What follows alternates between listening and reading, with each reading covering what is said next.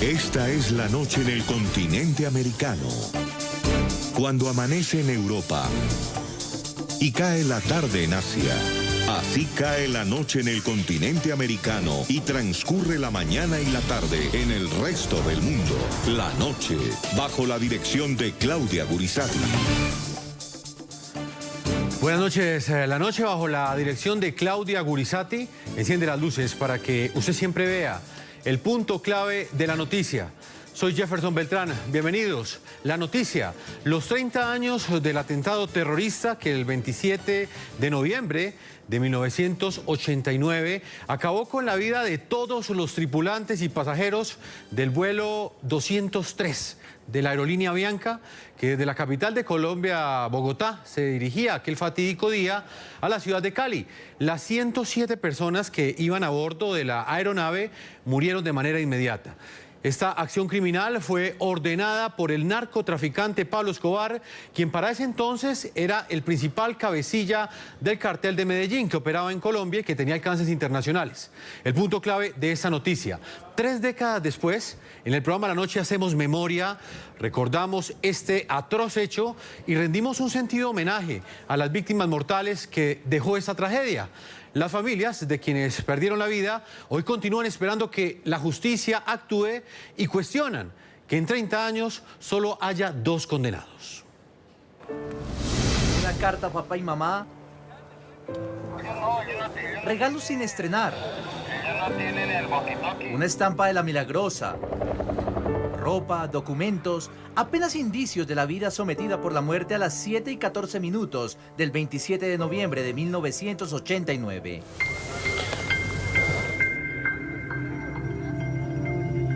El avión comenzó a descender rápidamente, un ángulo más o menos de 45 grados.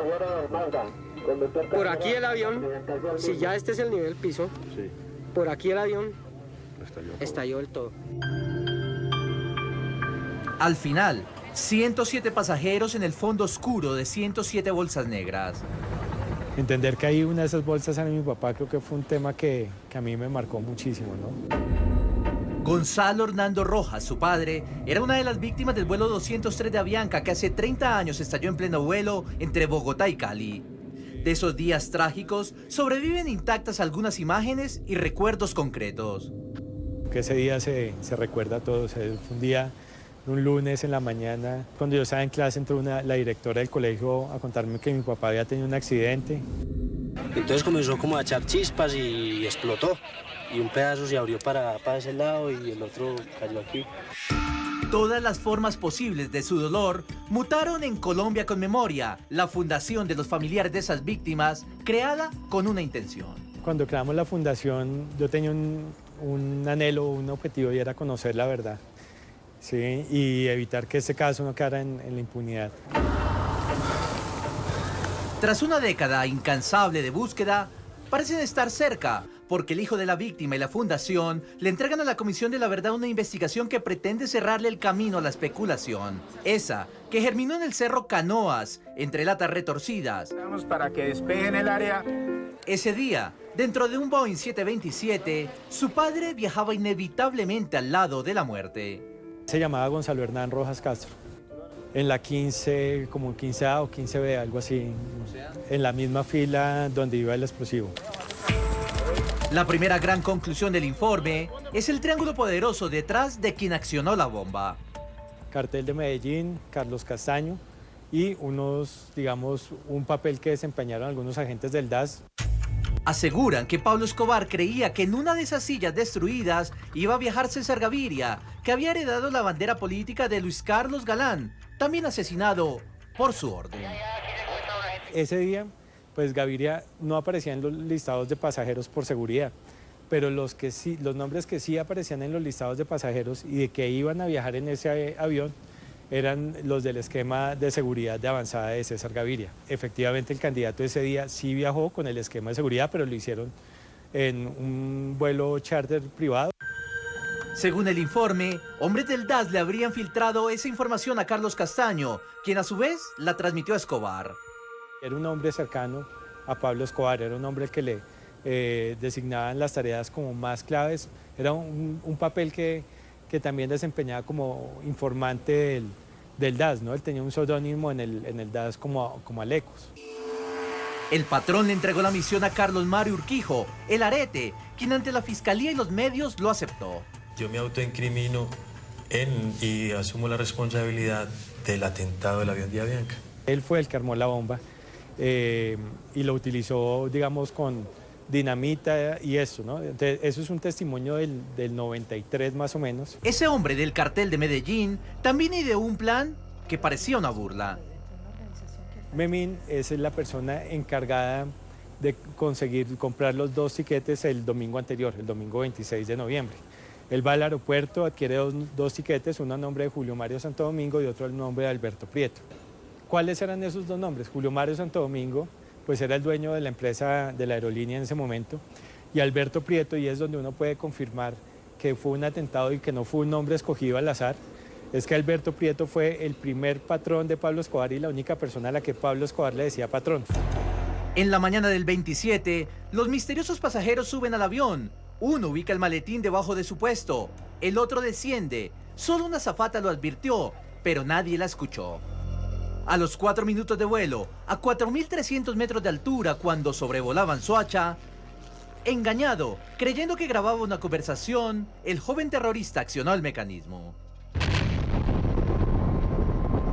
El resto de la historia la sustentan los archivos y los testimonios fílmicos de la tragedia.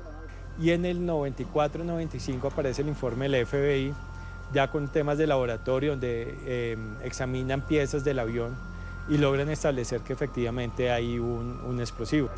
El informe elaborado por el hijo de una de las 107 víctimas, más que en el dolor, se estructura en una investigación que arroja un único pedido 30 años después.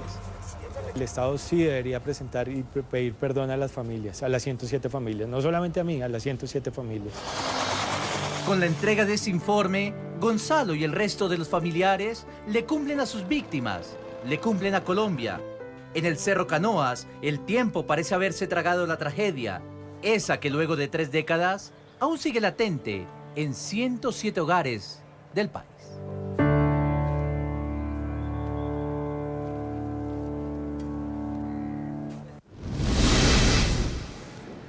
Y hoy en el programa de la noche hemos querido rendir un homenaje a las víctimas que 30 años después todavía están exigiendo justicia porque cuestionan que en 3 décadas solamente hayan 2 condenados.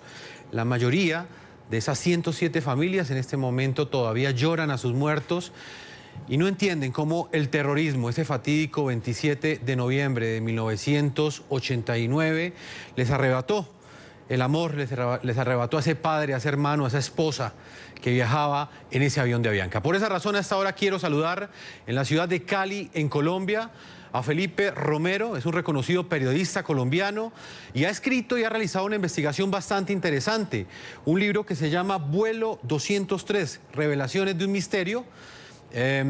Hace parte pues de las investigaciones que se han realizado en Colombia. Esta es la más reciente y por esa razón Felipe nos acompaña el día de hoy. Bienvenido al programa La Noche. Jefferson, buenas noches. Felipe, yo quiero comenzar esta conversación, esta entrevista con usted hablando sobre la importancia que tiene este hecho para la historia de Colombia. Explíquele a nuestros televidentes, no solamente en este país suramericano, sino en el resto del continente americano, por qué este hecho es tan importante para la sociedad colombiana.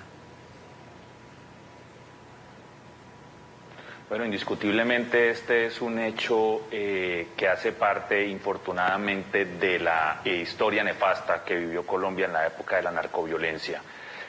No hay precedentes en la historia de la aeronáutica civil en Colombia sobre un hecho como este, en el que explota un avión con 101 pasajeros más 6 tripulantes, 107 ocupantes.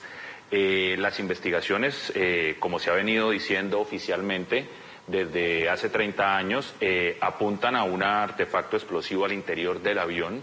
Se le achaca esa responsabilidad en ese momento, pues, a Pablo Escobar, que era el jefe del cartel de Medellín, la persona que prácticamente estaba haciendo volar Colombia con sus carrobombas y obviamente asesinando todos los días a cientos de inocentes en este país. Este es un hecho muy trascendental, es un hecho muy importante. Como lo dije hace un segundo, no hay precedentes en la aeronáutica civil de un hecho como este. Esto prendió las alarmas, se desarrolló toda una investigación que en su momento dio como un posible resultado al comienzo una falla que fue descartada, una falla mecánica, y automáticamente todo se encaminó hacia la responsabilidad del cartel de Medellín.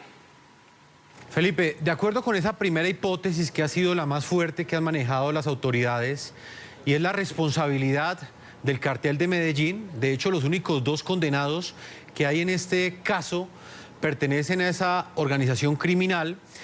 Según esta hipótesis, ¿cómo entró esa bomba al avión? ¿Cómo llega el explosivo a esta aeronave de la aerolínea Avianca, al vuelo 203? Lo que se ha podido establecer en la investigación preliminar de las autoridades judiciales es que se presume que la bomba la ingresan con ayuda de Carlos Castaño.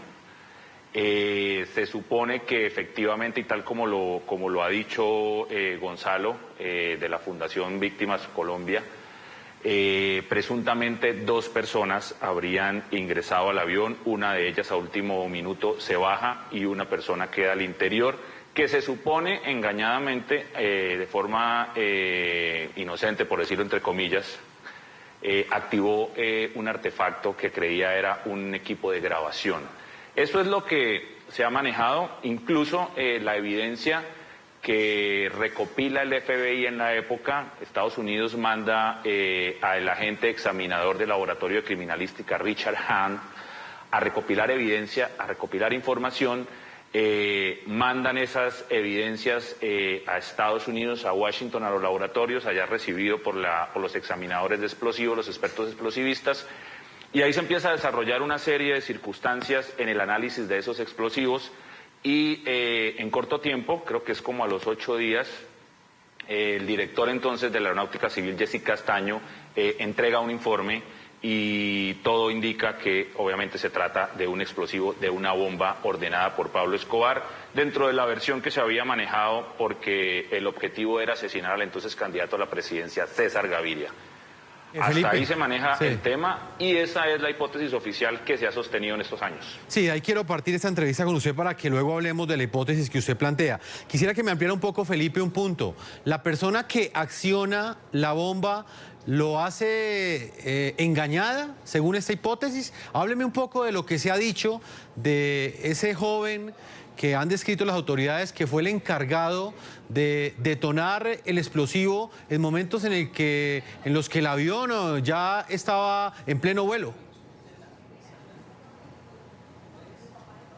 Jefferson, ahí lo que siempre se ha manejado y lo que está escrito en el informe preliminar de las autoridades es que este personaje de nombre Alberto Prieto, que obviamente debe ser un nombre ficticio, ingresa al avión, le piden que por favor grabe unos personajes que van ahí, que necesita supuestamente Pablo Escobar esa información, y que por favor active un dispositivo de grabación, que es lo único que tiene que hacer en el vuelo. A mí ahí me llama la atención es que en realidad el único pasajero, y lo dice el mismo informe del CTI de la Fiscalía hoy, porque obviamente en ese momento la Fiscalía no existía, pero ya después con el informe preliminar se desarrolla un listado de pasajeros y aparece el nombre de Alberto Prieto, pero había un Prieto que iba a ir inicialmente en ese vuelo que se llama Alfonso Prieto Vega, que es una persona que efectivamente vive porque por cosas del destino se salvó en último minuto de subirse a ese avión y terminó subiéndose en uno que iba también para Cali, pero media hora antes. En el listado oficial sí aparece Alberto Prieto, pero no aparece un número de cédula, no aparece un número de identificación, solo un número de silla, mientras que los demás ocupantes sí tienen un número de cédula, pues porque obviamente para usted recibir un pasabordo necesita mostrar un documento de identidad, sea el verdadero o sea el falso, necesita mostrar algo con un número con el cual usted debe ser chequeado. A mí me llama la atención que en el listado del informe preliminar de las autoridades solo figura el nombre de Alberto Prieto, pero sin identificación, ni ocupación, ni edad, ni nada que se le parezca, salvo la ubicación en la silla. Pues Felipe, también está en los estudios del programa La Noche. Hasta ahora nos acompaña, está en nuestro centro internacional Gonzalo Rojas. Él es director de la Fundación Colombia con Memoria, también como ustedes lo veían en el informe introductorio realizado por el periodista Alejandro Callejas. Él es víctima también del terrorismo de Pablo Escobar. Su padre, Gonzalo Hernán Rojas Castro, fue uno de los pasajeros que perdió trágicamente la vida aquel fatídico 27 de noviembre de 1989. Gonzalo, bienvenido al programa La Noche. Muy buenas noches, Jefferson. Muchas gracias por esta invitación. Me impactó su relato en esa crónica que vimos abriendo el programa. Usted tenía tan solo 10 años cuando recibió esa triste noticia. Su padre era una de las 107 víctimas que murió en ese atentado terrorista. ¿Qué recuerda de ese día, Gonzalo? Pues así fue. Digamos, yo ese día, eso fue un lunes 27 de noviembre, yo todavía estaba en el colegio porque yo estudiaba en un colegio calendario B. Y pues en la mañana mi mamá me llevó al colegio y al cabo de unas horas la directora me sacó de una clase para contarme que mi papá había tenido un accidente, ¿no? Ya después me encontré con mi mamá, fuimos a la casa de mis abuelos y en el camino me contó que mi papá había tomado un avión y que pues había accidentado el avión, ¿no?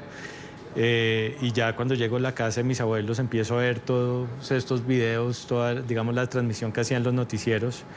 Y empecé a entender que uno de esos cuerpos que estaban dentro de esas bolsas era mi papá y fue un día muy, muy doloroso pues, para mí, para un niño de 10 años en ese momento.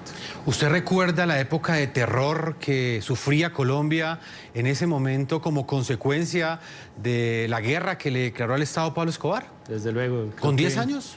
Con 10 años. Lo que pasa es que antes del avión yo creo que para mí eran cosas como que sucedían en el país donde nací, pero no las entendía y no me tocaban, digamos, como tan de cerca, ¿no?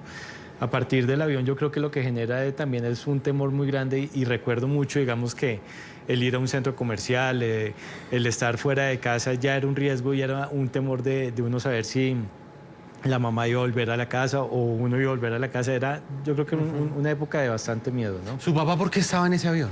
Mi papá era ingeniero mecánico de colmotores y ese día viajaba junto a un compañero de él por trabajo. Ellos, digamos que tenían a cargo esas zonas del Valle del Cauca, de Nariño, de visitar los concesionarios, de dar las garantías de los vehículos, ¿no? Felipe Romero, dentro de la investigación que usted hace en su libro también deja claro como telón de fondo esa situación que enfrentaba Colombia. Explíquele a los televidentes y quizás a las nuevas generaciones, quienes en 1989 quizás no habían nacido o tenían una corta edad, ¿qué sucedía en Colombia a finales de la década de los 80? Yo creo que lo que fue octubre, noviembre, diciembre del 89, por no decir todo el 89, fue el año más trágico para Colombia. Yo creo que fue la época cúlmine de la narcoviolencia a manos del cartel de Medellín, a manos de Pablo Escobar. Y infortunadamente, dentro de toda esa situación malévola de Escobar por querer asesinar inocentes, lamentablemente se encuentra y encaja dentro de las fechas a finales de noviembre la situación del vuelo 203. Pero indiscutiblemente era una época en la que había mucha zozobra. Yo también tengo pues la misma edad de Gonzalo. De hecho, yo cumplía 10 años al otro día del siniestro del vuelo 203. Y yo también recuerdo, sin comprender muy bien la situación del país, pero uno sabía que en los noticieros siempre había algún hecho donde habían víctimas, donde había una explosión, donde había una bomba, y uno miraba esa figura, ese rostro de Pablo Escobar y uno decía, este señor es malo, este señor mata gente. Y efectivamente uno con los años logra entender y se da cuenta que obviamente es una época difícil, es una época compleja, en la que yo creo que en ciudades como Bogotá, como Medellín, como Cali, las grandes ciudades del país, había miedo al salir a la calle. Pues este cruento atentado terrorista a un avión de Avianca en 1989, como lo hemos venido referenciando el día de hoy, dejó 107 muertos. 3 de los socorristas que ese día acudieron a la zona de la tragedia regresaron al sitio con un equipo periodístico de Noticias RCN, con el periodista Alejandro Callejas, para narrar de manera personal cómo afrontaron las desgarradoras consecuencias del macabro plan terrorista que fue ordenado por Pablo Escobar. Vean este informe especial.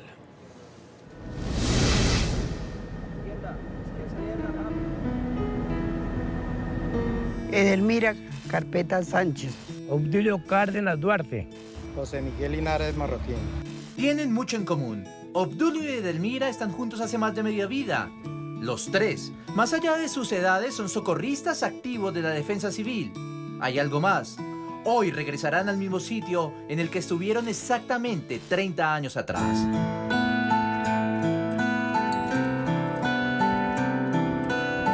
La hacienda Canoas, a las afueras de Soacha, en Cundinamarca, el lugar a casi 3.000 metros de altura que no han podido olvidar. Se le destroza a uno el corazón de ver una situación de esas tan desgarradora, ¿verdad?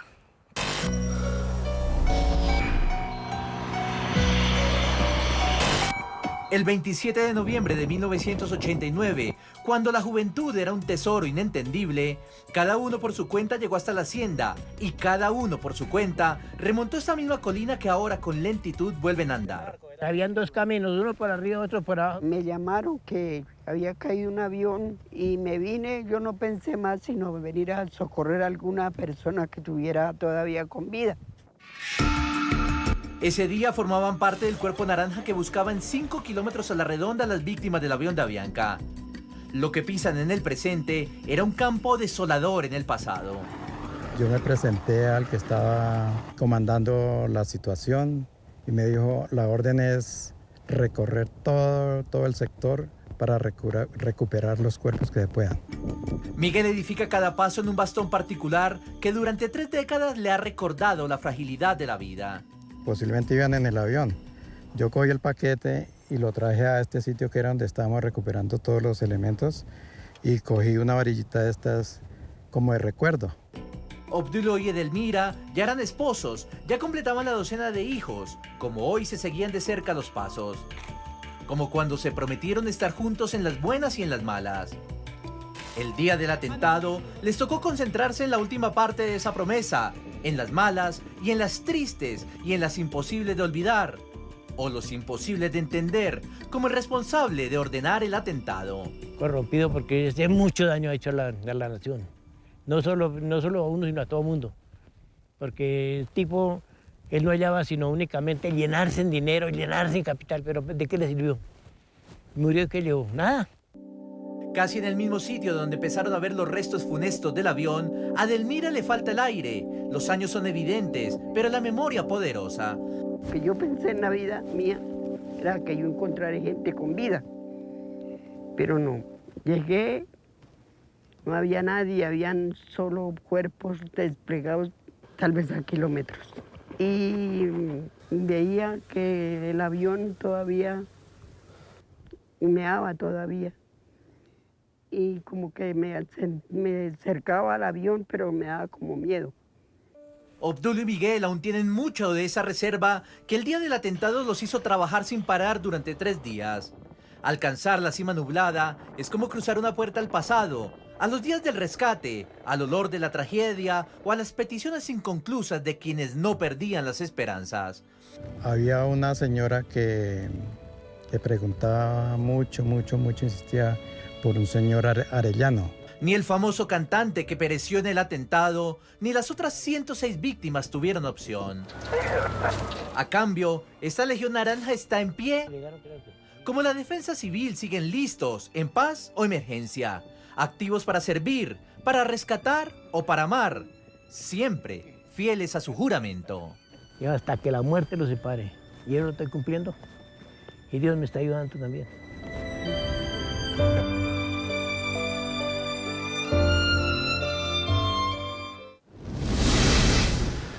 A esta hora saludo en la ciudad de Bogotá al periodista Alejandro Callejas, reportero, cronista de Noticias RCN, colega de esta casa periodística. Alejandro, bienvenido al programa La Noche. Hola Jeffer, gracias por la invitación. La teníamos pendiente hace un montón y bueno, qué mejor que esta conmemoración tan importante para la historia del país, ¿no? Así es, Alejandro, hace bastante la tenemos pendiente. Ustedes reconocen la voz de Alejandro Callejas.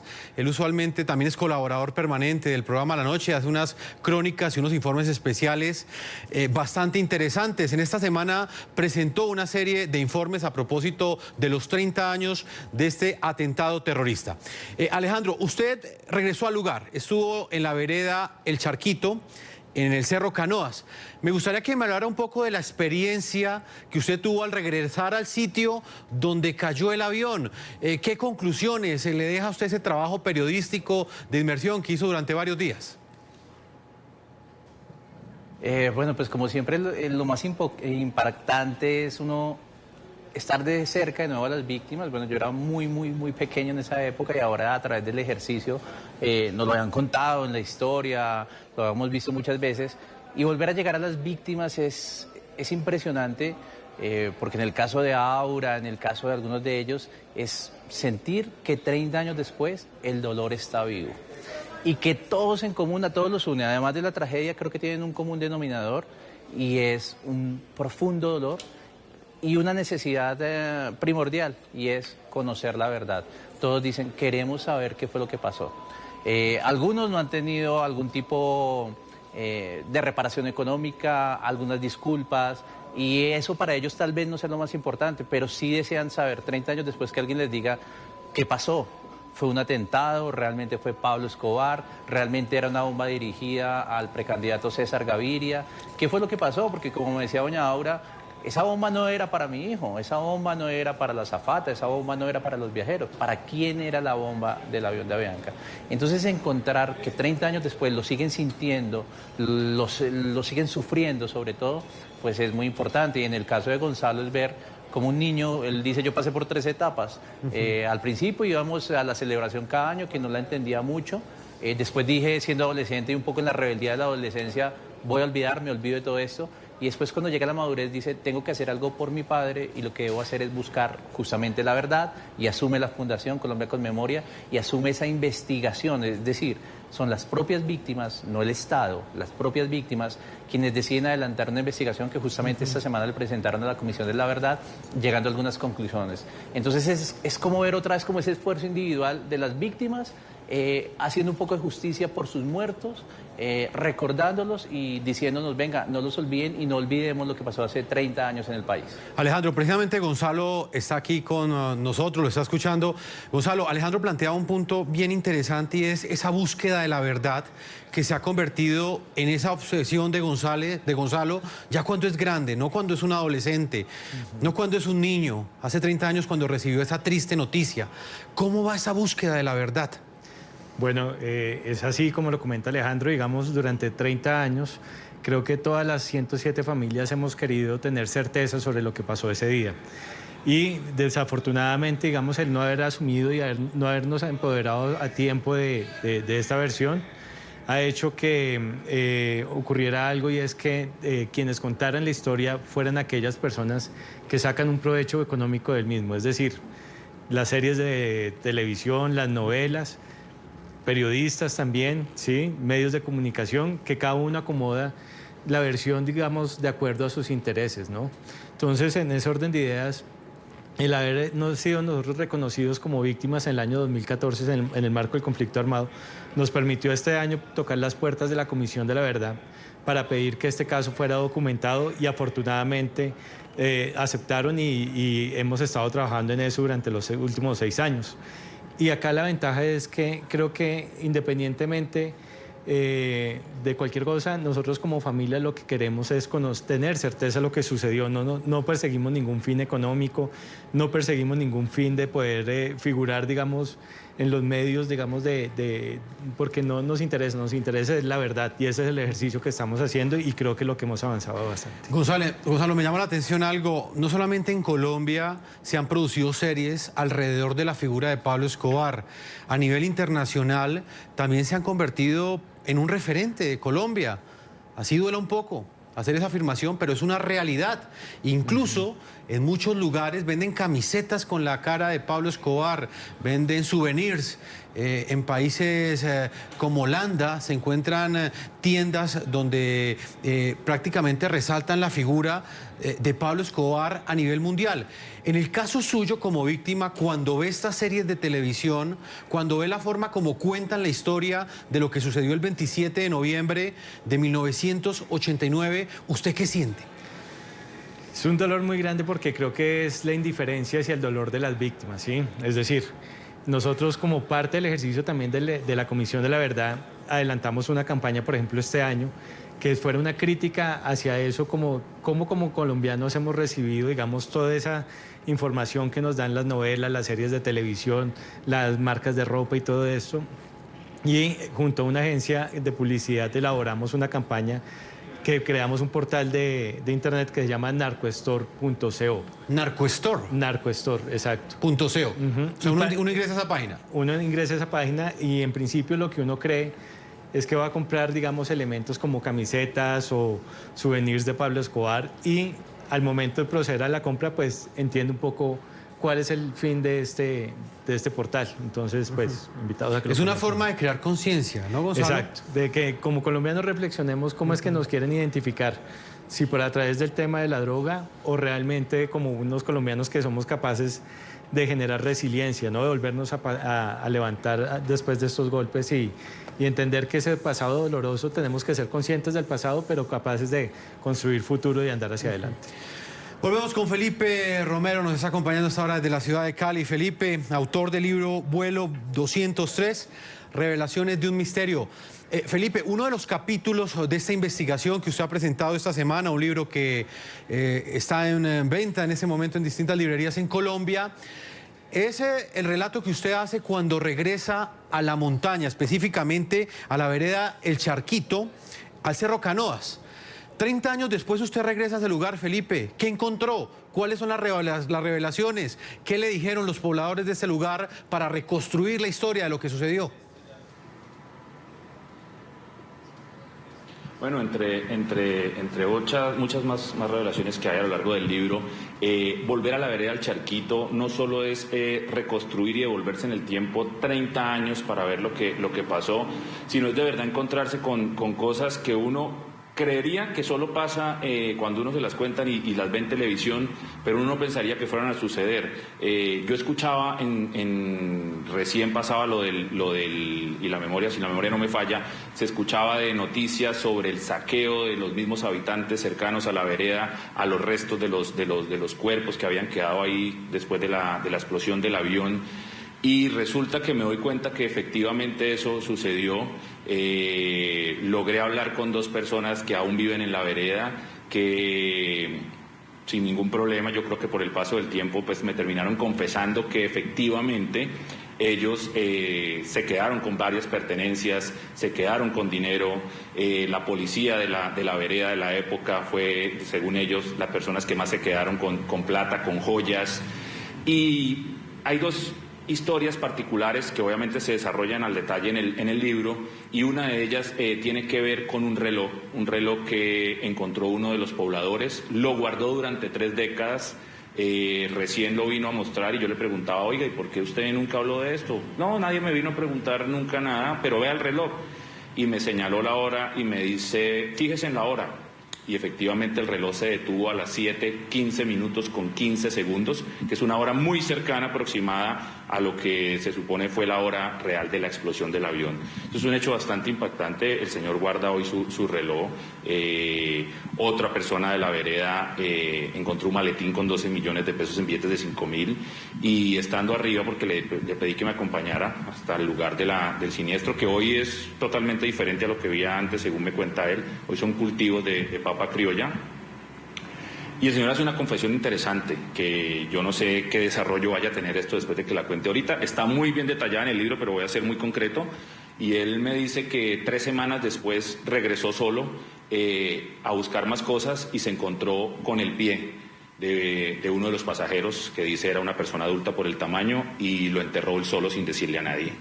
Él me hace esa revelación 30 años después, no sé por qué a mí, no sé por qué las circunstancias, y pues bueno, de ser cierto, yo creería que ahí hay que volver ya con las autoridades para esclarecer si efectivamente lo que cuenta el señor es así. Así hay muchos más detalles y muchas más cosas muchos más secretos que guardan los habitantes de la vereda del Charquito y que obviamente en el libro se van a desarrollar muy bien a profundidad.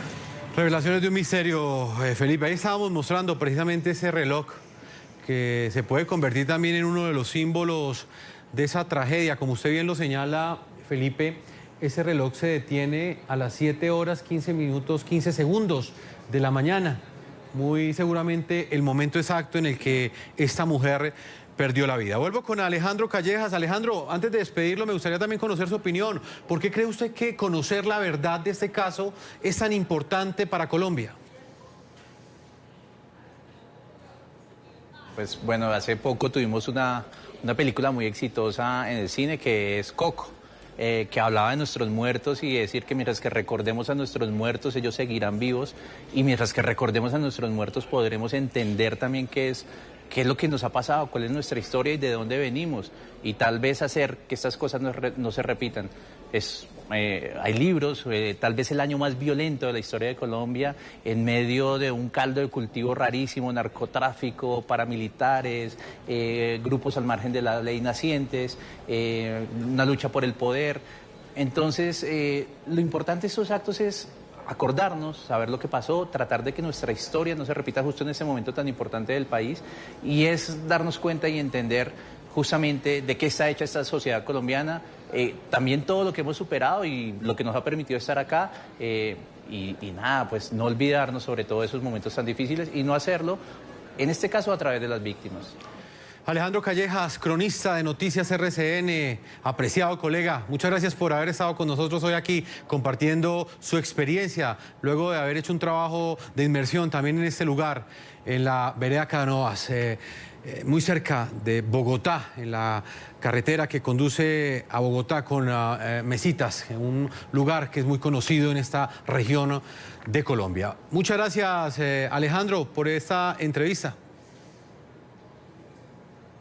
Jefferson, muchísimas gracias y que esto sirva para no olvidar a las víctimas y a las personas que siguen buscando justicia. Y por esa razón hoy la estamos recordando. Vamos a una primera pausa a comerciales. Cuando regresemos estaremos hablando con Felipe Romero de una segunda hipótesis que revela este libro frente a este misterio. Una investigación que está adelantando la Fiscalía y que en este momento está arrojando nuevas luces, nuevas pistas, nuevas hipótesis sobre lo que realmente ocasionó la explosión del vuelo 203, el 27 de noviembre de 1989. Una pausa y ya regresamos a la segunda parte de este programa La Noche. Volvemos con Felipe Romero, periodista y escritor, autor del libro Vuelo 203, Revelaciones de un Misterio. Felipe, hablemos de esa segunda hipótesis que usted plantea en su libro y que para muchos puede llegar a ser una idea descabellada que 30 años después se plantee que un misil haya derribado un avión que iba a 13.000 pies de altura. ¿Qué encontró usted dentro de esta investigación para presentar esta hipótesis que en este momento también está siendo evaluada por la Fiscalía? Bueno, yo también tengo que confesar que cuando escuché durante la investigación que venía desarrollando el desarrollo y reconstrucción de los hechos del vuelo 203, también me sorprendí mucho, me pareció inverosímil, creo que cualquier persona lo pensaría igual. Y después me puse a mirarla detalladamente con pinzas, como decimos nosotros periodistas, y a escudriñar un poco. Me encontré con dos declaraciones de dos pruebas testimoniales que se practicaron este año en mayo y en agosto de 2019 a dos personas que presuntamente dan o tienen que ver con esta situación. Esto surge por una revelación, una confesión que se da incluso a las semanas de haber estallado el avión en el 89 y que después durante muchos años se queda quieta y da a entender que se estaban haciendo unas pruebas con unos emplazamientos tierra-aire y que presuntamente uno de esos artefactos no fue asegurado una persona que estaba ahí en instrucción militar asegura que vio en su momento lo que sucedió y que presuntamente por accidente se pudo haber disparado uno de esos artefactos que pudo haber impactado justo en el momento en el que el avión iba pasando ya rumbo, abandonando Soacha y la laguna de Muña, la represa de Muña, en dirección a Girardot para tomar ruta hacia el aeropuerto Alfonso Bonilla Aragón de la ciudad de Cali. Yo a raíz de eso empiezo a mirar, me devuelvo y empiezo a mirar documentación, encuentro otra vez todo el análisis de los exámenes de laboratorio del FBI, miro documentos del FBI, me doy cuenta que se practicaron pruebas químicas a 6 evidencias recolectadas por el agente Richard Hunt en el 89, las recibe Frederick Whiteheart, él entrega un informe en el cual dice que solo en una de las evidencias, la Q15, se encuentran rastros de 2 sustancias de alto poder explosivo que son el RDX y el PENT. Esas 2 sustancias ahí se evidencian que también combinadas se pueden producir un explosivo tipo Semtex, no recuerdo muy bien el nombre, creo que es ese, que se usa como valga la redundancia, explosivos para fabricar bombas. Y parte de eso es lo que queda en el informe preliminar de las autoridades y lo que entrega Aerocivil en el 28 de diciembre del 1989, un mes después de la tragedia, para asegurar que efectivamente fue una bomba. Eso está ahí, eso está dado por el FBI, pero también resulta que esas sustancias se pueden encontrar, y está probado, en algunas ojivas o cabezas de proyectiles como munición tipo bélico de uso militar. Obviamente esto, como se lo digo y lo advierto yo en el libro al comienzo, es una hipótesis que está en indagación. Yo lo que hago es mirar cómo puede esto en realidad ser, también porque me llamaba mucho la atención que fuera una versión bastante inverosímil, como le dije al comienzo. Efectivamente, hay un componente tipo B de este tipo de municiones que surgen de la mezcla de sistemas explosivos como son sustancias RDX y PEN, que tienen unas velocidades de detonación superiores a los 20.000 pies y coinciden con el informe final del Laboratorio de Criminalística del FBI por el exagente Richard Whiteheart, donde dice que estas velocidades eran de 23.000 pies las que impactaron en el fuselaje del avión. Esto obviamente no quiere decir, ni existen las pruebas contundentes, porque yo no soy quien la va a hacer, sino la Fiscalía, de que posiblemente hubieran sido ocasionadas por un supuesto homicidio impactado. Permítame, Felipe, le pregunto rápidamente porque el tiempo se me agota. Gonzalo, ¿usted qué piensa de esta hipótesis? También la ha planteado Felipe, ¿hace parte de los documentos que tiene la Fiscalía? Mire, esta hipótesis, yo tengo conocimiento de ella como desde el 2016 más o menos que la vienen manejando. Y básicamente surge cuando sale el artículo del Espectador con desde el accidente, ¿no? Entonces esto parecería que fuera el vuelo de las casualidades, ¿no? Entonces fue un vuelo que sufrió un accidente, una falla mecánica, un misil lo impactó, además explotó un artefacto explosivo al interior del avión. Y Felipe menciona algo muy importante y es el informe del FBI, pero omite algo que también realmente importante, y es que cuando hicieron esas pruebas, digamos no tuvieron en cuenta algo, y era cómo explotaba con el acero y con el aluminio, una cosa así. Y el daño era distinto. Entonces, cuando hicieron la valoración del impacto de estos explosivos, se dieron cuenta que un explosivo de 20.000 pies por segundo podía generar ese impacto como el que lo generó en el avión de Avianca. Ahora, yo creo que lo que está realmente mal, ¿sí?, es que, digamos, yo creo que acá en Colombia es el único país donde hay criminales que se autoincriminan por haber cometido ese atentado, como existe la declaración de alias El Arete, que lo veíamos al inicio del programa. Y los colombianos nos interesemos en desmentir esas versiones de esas personas que han generado esos atentados. Pues Gonzalo, lastimosamente el tiempo se nos ha agotado. Quisimos también presentar las 2 hipótesis. Quiero agradecerle a usted por habernos acompañado el día de hoy en el programa La Noche, director de la Fundación Colombia con Memoria, y también a Felipe Romero, periodista y autor de este libro, Vuelo 203, Revelaciones de un Misterio. Felipe, muchas gracias, colega, por haber estado con nosotros, y vamos a estar atentos de este libro y el impacto que tenga en las investigaciones que adelanta la justicia y en esa búsqueda de la verdad que persiguen los familiares de esos 107 pasajeros que perdieron la vida en ese fatídico vuelo. Felipe, muchas gracias.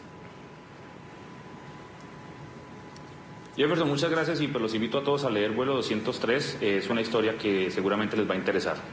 Vamos a una pausa a comerciales y ya regresamos a la parte final de este programa de la noche. A todos ustedes, nuestros televidentes, los invitamos a que visiten nuestra página web NTN24. Nos pueden escribir en Twitter en @NTN24, @Segurizati NTN24, @Jefferson NTN24, @La Noche NTN24. La noche continuará encendiendo las luces para que usted siempre vea el punto clave de la noticia. Buenas noches.